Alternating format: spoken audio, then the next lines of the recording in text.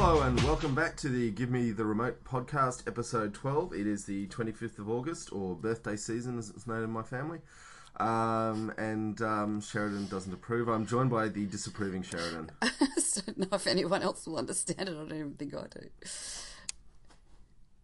Well, I'm sorry, we have birthdays. Okay, what are we talking about today? Let's start off by talking about Rampage. Rampage. Dwayne Johnson being charming. I know, he's very charismatic. Famously so. I think he can save almost any movie. Mm-hmm. I'm told, and I haven't seen it, that the new Jumanji he's in is also really, really good. I have heard this as well. So we watched this, well, I watched this on an aeroplane. We both watched it on aeroplanes, although at different times. A long haul flight. So I think one must... You were a captive audience. Yes, and pretty much anything was more entertaining than watching the screaming children. Zoo of children around us. A menagerie of children, perhaps. Yes, and in fact, the mutated animals that feature in Rampage look quite tame compared to a lot of these children on the aeroplane. It was almost a Godzilla movie, wasn't it? So the premise is that Dwayne Johnson plays... What's his name? David Okoye? I don't think the name matters that much. Well, I like to, Sure. But he plays a dude. I like to put a little bit of information out there for the listeners. And of course he's like great with animals, and he's a former special forces soldier. Oh, he's got everything going for him. He's just pining for the woman he lost, and... He doesn't like humans very much, so he works with animals. Then he rescued an albino gorilla named George from poachers in Africa and taught him how to sign language and works with him in a zoo. But then an evil corporation who's been experimenting on... It was a little bit hard to understand really what the experiment was, but I don't think it really mattered. But basically they mutated DNA. It was weaponizing stuff. It was weaponizing DNA from various sorts of animals that then they put into one sort of megavirus. Well, actually there was several different types of megaviruses. Yes. Which, comes out later in the film.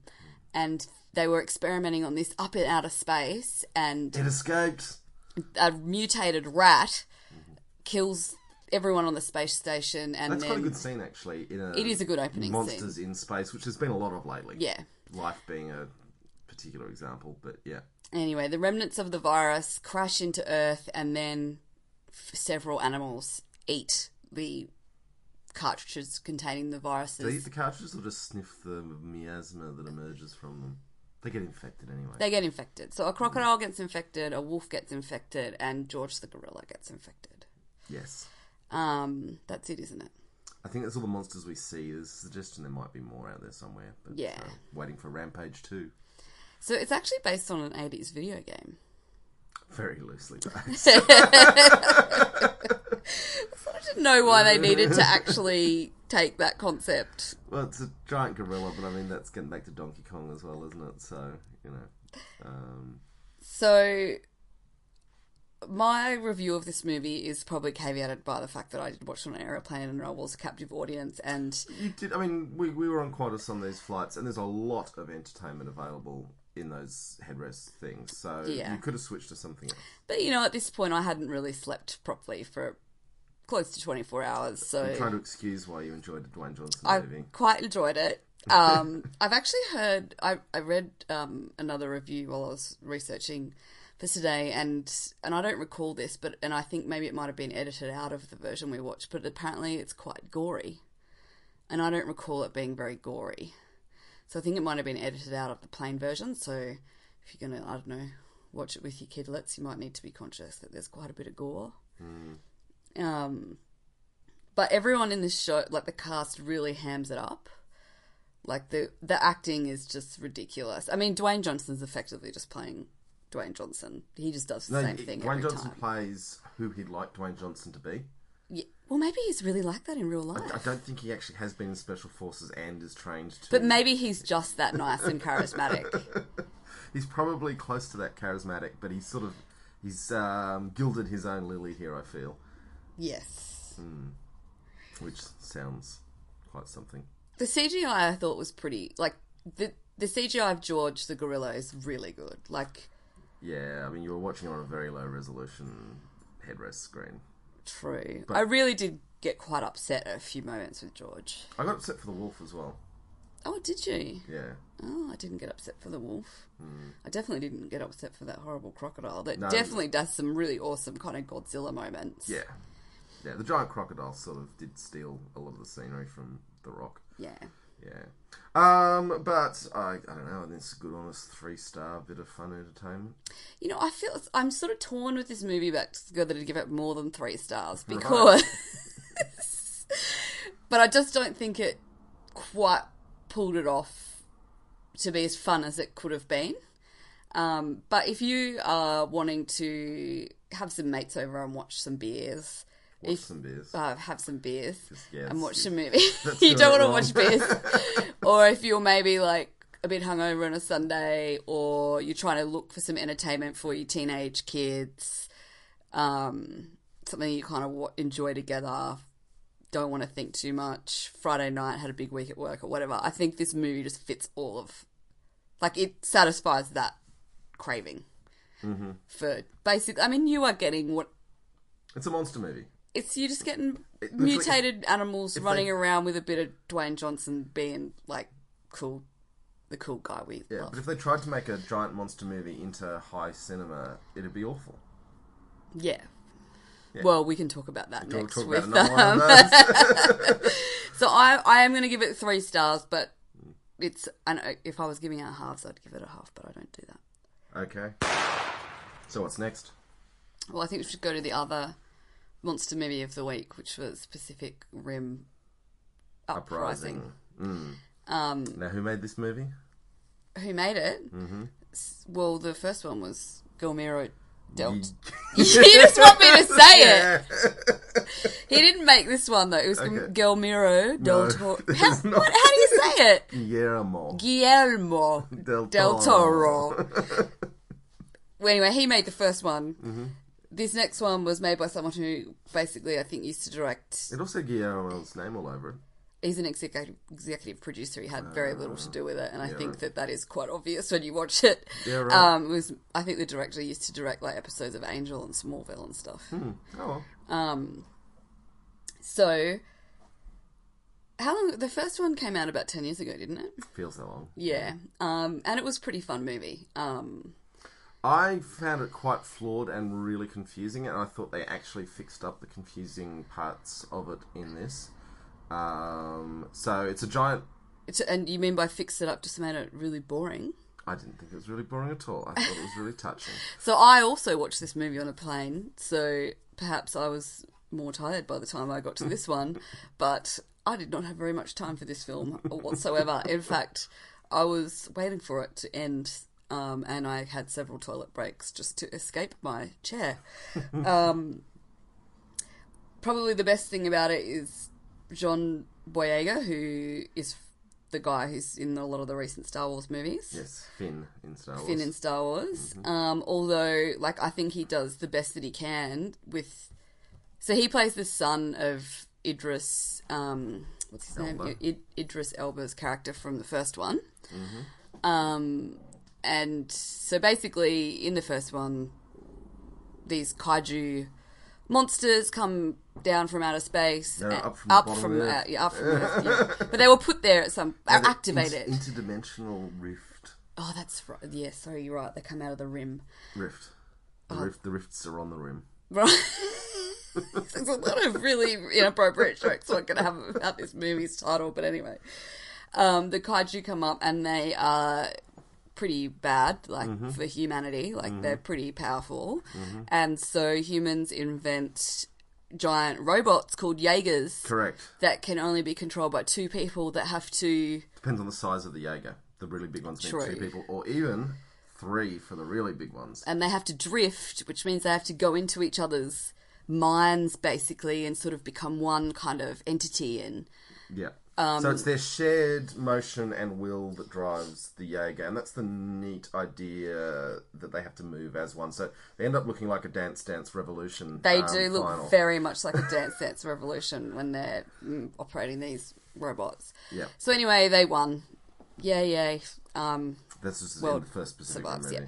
Yeah. So we start off in the second one with basically a generation sort of has passed and nothing as much has happened, but the world's a bit sort of torn apart from the destruction of the kaiju. Mm-hmm. And John Boyega appears to be throwing pretty awesome parties in a mansion he's squatting in. And I like the idea of him squatting in a mansion throwing awesome parties. But although the pool was in really good condition, considering no one was. He was. The movie opens with him having a party in an abandoned mansion in the most pristine pool for an abandoned mansion. I think my problem with the character though is he's not very likable. He's just a bit of a kind of party boy twat. Like, I don't really care about him. I don't really give a crap if he dies. He's just a bit of a loser. And then he turns up at the training school and everyone's like, ooh, you're... I can't remember Idris. Oh, it was... Pentecost. You're Pentecost son. And he's like, yeah, whatevs. Mm-hmm. And he's just like a bit of a little shit. Right. And then his buddy... that he goes to training with, who's Clint Eastwood's son, who is just really like a pretty third-rate... He's a plank of wood.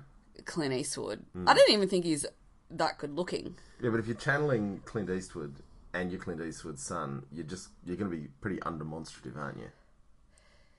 Well, I guess so. But, I mean, you could at least be hot. I mean, he's objectively, like, everything should be good-looking. Like, he should be hot, but he's just not. Yeah.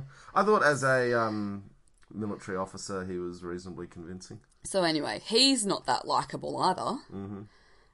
What about the girl who builds her little mini Jaeger? So she's the best thing about it. So early in the scene, in the movie, I can't remember John Boyega's character's name. It's the Pentecost Junior. Yeah. Runs into this sort of dumpster kid kind of thing, like living on her own in the ghetto, Amana, on the, not a ghetto, an abandoned building. Scrap heaps. Yeah, making her own Jaeger, Amana. And she has a fight with a big Jaeger, with her little tiny Jaeger, which is a pretty cool scene. I thought that was a really good one. And he takes her to training school, and then it kind of just turns into this sort of like...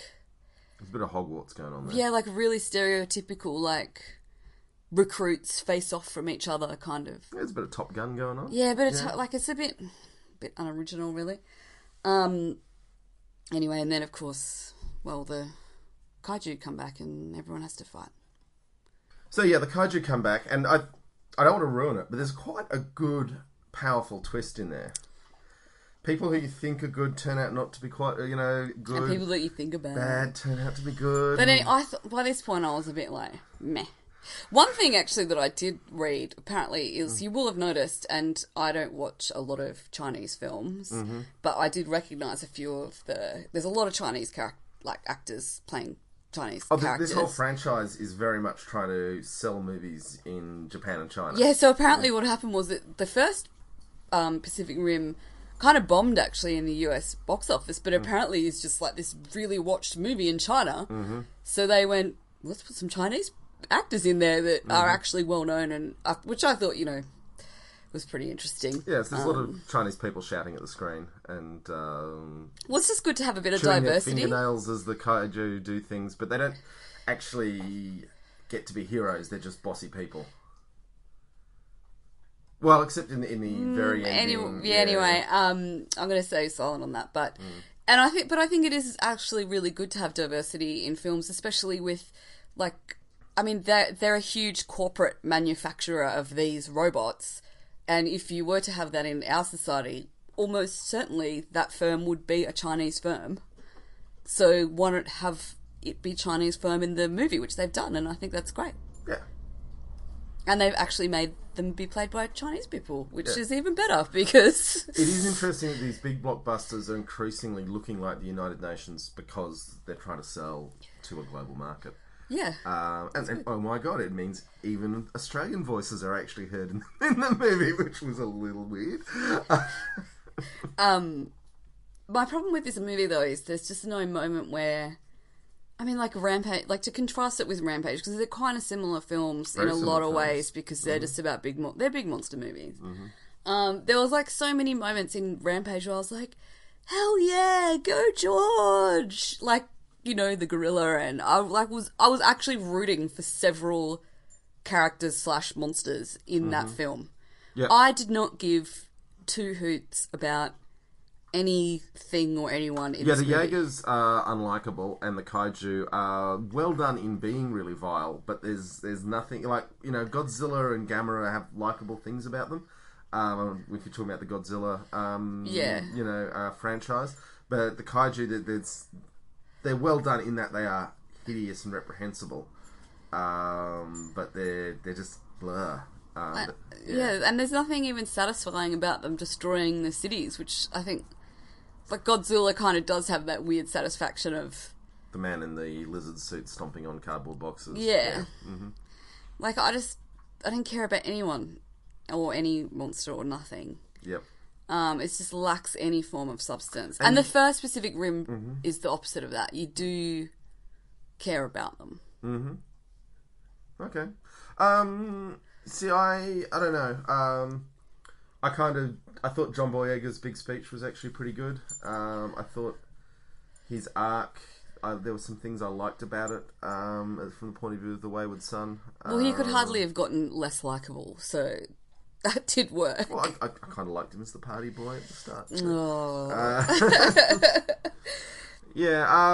But I wouldn't get, again, this is a solid 3-star popcorn movie for I'm me. giving it 2 stars, and that's 2 solely stars. because of, pretty much the only reason he doesn't get 1 star is because of Amara and Amara's little Jaeger. Mm-hmm. No points for the twist? I did not care about the twist by then. Yeah, right. Okay. Alright, so that's an average of 2.5 stars from us. But I still... Are we averaging scores now? Not really.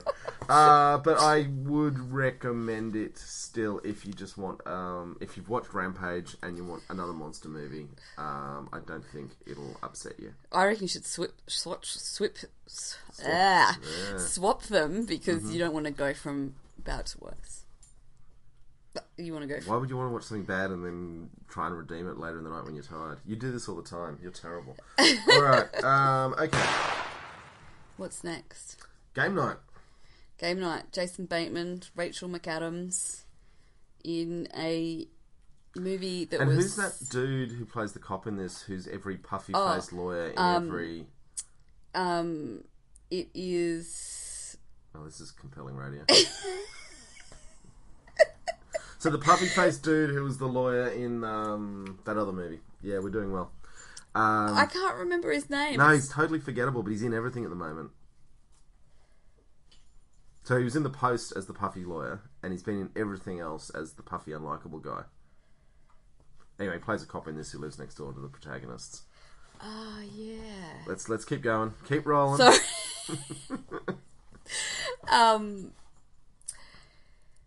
So this was directed by the guys that wrote Horrible Bosses. So if that kind of gives you It's got Jason Bateman in it, so... Yeah, well, you already get... But, you know, Jason Bateman can... He's pretty much the same He's character been quite in the same film. Over and over again. He gets a bit older, but, you know, it feels like we get older faster than he does. Well, he's probably got a lot of Botox happening. Yeah, could be. Look, on one level, I mean, like, we have game nights, not quite as regularly, and maybe not quite the same number of people. They have too many people at their game nights, I feel. So Max and Annie are a couple who regularly host game nights and are extremely competitive. Yeah. Their relationship is, in fact, founded on their desire to win at trivia and games at all costs. And so there's some really, really stupid plot. Oh, there's lots of stupid things. So, for example... Which is funny, because it's a plot-driven movie with a dud plot. Yes. And yet it's just got likeable things and characters in, so it sort of floats along. So, Max's brother, Brooke... That's his name, or Brock? Brock comes back... Brooks. Comes back into town and wants to host a game night, and Max realises he's ultra competitive with Brooks and has never won a game to him. But then this seems to be the reason why Max and Annie are unable to get pregnant, because Max's sperms are like inhibited by his brother. Inhibited by his competitive streak with his brother. So this is an actual plot part of the story. Yeah, and it's weird, the scene with the doctor, which is completely unmedicinal and utterly unprofessional. The one thing that is kind of funny about this movie, it is actually self-aware of its own stupid absurdity. So, for example, this happens quite early on, so it's not a spoiler, but they go to the fertility doctor, so she's a gynecologist or whatever fertility doctors are called. Yeah. And the fertility doctor starts talking about how the reason his sperm aren't working is because psychoanalyze him, and they make a joke about this being like basically really wrong and stupid. So it is self-aware of its own absurdity, which in parts, is helpful to allow you to progress along with the characters. So anyway, Brooks hosts a games night, and it's a sort of murder mystery night. So, you know, he brings in actors, and they've got to find who the kidnapper is. But games night turns real, and someone goes wrong, does get kidnapped. Yeah. And then there's twist after twist after twist of people thinking they're in control, and turns out they're not in control. Yeah. Which is, the pacing of this film is really good. Yeah. So just when it's probably taken you to the edge of where you're like, is anything going to happen in this? This is all getting a bit stupid. It gives you a bit of a twist. It gives you a twist and takes you to another often a stupid situation. Twist, but it definitely does twist. Yeah, and it takes you to a new situation, a new scene, a new environment. And it's like you can go again for another 10 or 15 minutes. Yeah. So it does have enough to keep you trailing along quite comfortably and quite enjoyably, I think. I think Rachel McAdams is quite funny in this. She used to be in quite a lot of comedy sort of movies. You probably wouldn't remember, but I think she got a big break in Mean Girls.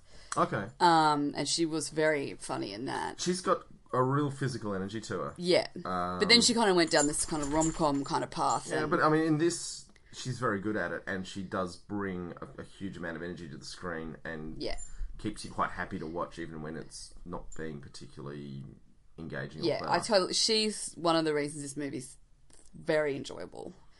And they have a lot of charisma, the two of them. Because I think Jason Bateman's problem is, I don't think he's charismatic enough on his own. And so in the movies where it's a dud, it's always because he doesn't have anyone else. Sometimes he's just playing an appalling character, Tom Cats, but, you know. But he needs I think he needs an ensemble. Well, yeah. Doesn't everyone who can't act? Well, it's not that he can't act, it's just not that. Well, he's always playing the same character. I don't think we've ever seen him test his range. But I have to caveat it that I did watch this one on a plane. I don't know where I was at in the 32-hour journey from... That was the first movie we watched together. On the plane? On the plane. So I was early in the 32-hour You were still like being really annoying, wanting us to stay synced on watching the same things, and after that you gave up, and it was a lot better. Well, I just didn't want to talk to you or anyone, or... Yeah. I entered my own private world of pain. And screaming children. Yes. Anyway, back to game night. Look, so I think it's quite a fun movie. I think it's a nice movie to get pizza and a glass of wine and watch it with your significant other. Or like a sibling. Yep. The supporting cast I thought was extremely weak. You really? Yeah. I mean, okay, you had the friend who apparently can always pull hot birds. I thought they were extremely weak. So there was two couples. Well, basically, there was a couple in the film who'd been high school sweethearts since 16, and it comes out that she'd slept with someone, and this becomes the entire focus of the couple. It's very boring. That plot line, I felt. And I actually don't think it was resolved particularly well either. Oh, I thought that was engaging. All right. But then there's the dumb friend who's like really dumb, and not that good looking. So dumb you wouldn't actually be able to be friends with him. Yeah. Unless you were equally dumb, and all of these people are not dumb. They're certainly very wealthy. I couldn't understand why they were friends with him, though. Yeah. Anyway, he brings just hot chicks to every game night, and then finally brings an old one. It's not quite clear why she came anyway. Well, she thought it was a date. So he brings her along so No, he can try and win the game night. She doesn't appear to have any great... Well, then they proceed to be appreciation of absolutely awful to each other, but there's this sort of underlying sexual tension between them, which I just didn't understand at all. It didn't feel like sexual tension either. Well, anyway, I agree that couple was not great. And why she kept going in what increasingly was turning into a night of murder and mayhem with people she hardly knew instead of just going to the cops. There was a significant amount of criminal activity that she seemed to be involved with. It made no sense why she was going along with it. But I thought it was quite a fun movie, and I'm going to give it 3 stars. Yeah, I'll do the same. I mean, I think the airline chose these movies quite cleverly to not be particularly taxing, and yet enjoyable. Yes. Yeah. So bang, another 3-star. It's not great, but particularly if you do like playing games with your friends, there's enough to recognise of your own life in there as well, although their houses are much nicer than ours. Yeah, well, that's the case with all these Hollywood bastards. Yeah, on that note. So what's next? Disenchantment. The Great Waste of Talent. The new Matt Groening... Groening, I think you pronounce it. Are you serious? Yeah. I've been doing that my whole life. Do you know The Simpsons came out 30 years ago? Yes, I do. So I've been doing that for 30 years. Yep. Wow. What other moronic things have I been doing for that long? Oh, honey. All right. The Matt Groening yes. vehicle. With all his old buddies, there's Joe DiMaggio and David X. Cohen and lots of voices from There's Futurama. a lot of voices from Futurama and The Simpsons. So, how would you describe it? Bean is a princess. Yeah, who's an alcoholic. And I've got to say, the casual alcoholism jokes that were kind of funny when Homer Simpson did it for the first time on television and Futurama still sort of pulled off, I'm finding really tired now. Yeah, there's something about this. I've got to confess that I watched the first 3 or 4 episodes and then got extremely jet lagged upon returning home and basically slept through all of the episodes until the last 3 episodes. Yeah, right.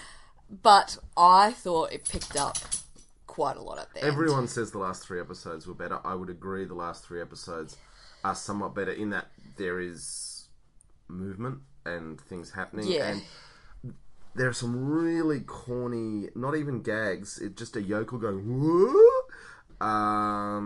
Which I don't think was even funny when The Simpsons did it the first time. It was getting old when Futurama did it, and just like the alcoholism jokes are just past their use by date now.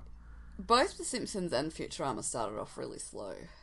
I get that, and I remember distinctly watching the first episode of Futurama and going, oh wow, that's going nowhere, and then it became one of my favourite shows of all time. Yeah. Somewhat ruined by the final seasons after the cancellation, which were also not great. So I think the problem with this though is because you're watching it on Netflix with a binge, the holes in it are really, really obvious, and it becomes quite difficult to actually push through it. Whereas if you were watching it, if it was on TV, you could miss a couple, and then you'd come to the end of the season and be like, oh, hang on, this show's actually good. Maybe I was just in a bad mood those few weeks ago when I... Maybe. I mean, the character of the king, who's that protagonist's father, it's that grumpy American voice going on there that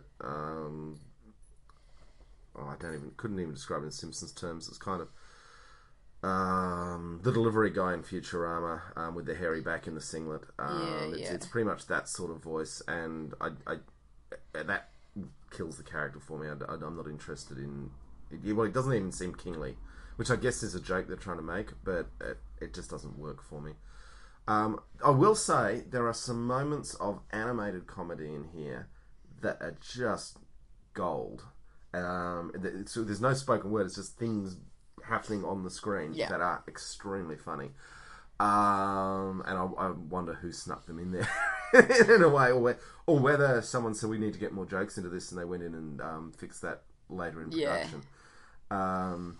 It is very Matt Groening animation style. Yeah, it felt for all the world, for anyone who's old enough to remember before The Simpsons got its show on Fox and was a full...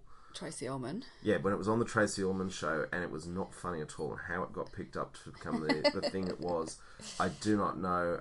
It's the pacing of that early Tracy Ullman era Simpsons stuff, where there's just a lot of silence and still shots, and you could say maybe it's kind of sort of artistic, but I just felt it was not good. Yeah. I guess I've got just barely enough to keep me going to find out what happens for the next 10 episodes. I felt like on the end of season 1 I did want to watch season 2. But I would, if I had to have watched all of them without that moment where I was basically napping for 2 days and missed those middle ones, I don't think I would have pushed through. Yeah. Bean, by the way, is voiced by Abby Johnson, who, if for anyone who hasn't watched it, is Abby from Broad City.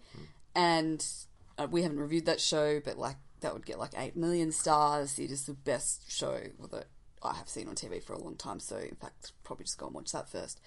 Oh, if you're looking at your screen and you have not seen Broad City and you have not seen Disenchantment, go watch Broad City. It's really good. Just, save yourself that. I mean, just things like, Elfo the Elf. It's just...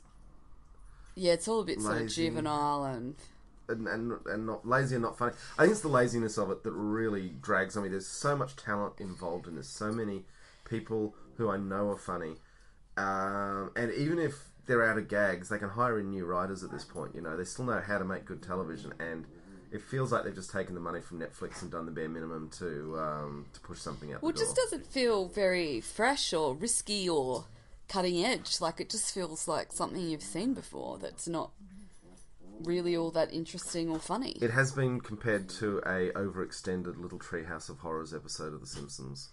Yeah, right. I mean, then you have animation too, like BoJack Horseman, that is funny and sad, and it touches you on so many emotional levels. Yeah. And is clever and complicated, and then you just have this. You're like, I don't know, you just... Yeah, or, I mean, you've got South Park, you've got Rick and Morty. Final Space is an interesting one that we probably need to talk about, and you probably need to watch. Yeah, so we've got dogs doing bad things in the background here. But yeah, there is, in general, so much good quality animation that's funny all through. And it's almost like Matt Groening's come out of a time capsule trying to do things that 30 years ago might have been funny and cutting edge, but he's a creature out of time. And I just don't quite get why they couldn't jazz up the writing team and fix that. But yeah, I mean, maybe I have some hope that they're going to sort it out in season 2, and that this is a bit like Simpsons and start off slow, but I don't know. We'll see. I'm giving it 2 stars. Ooh, I can't quite come at that. I'm doing no more than 2.5, I guess. Jury's out. Could well be, because this is very much, it's been purchased as a 20 episode run, and we've only seen the first 10 episodes because that's what's been released now. When's the next one come out? I don't know. Right. So they've made the next 10. It's certainly been paid for. Right. And it is going to happen.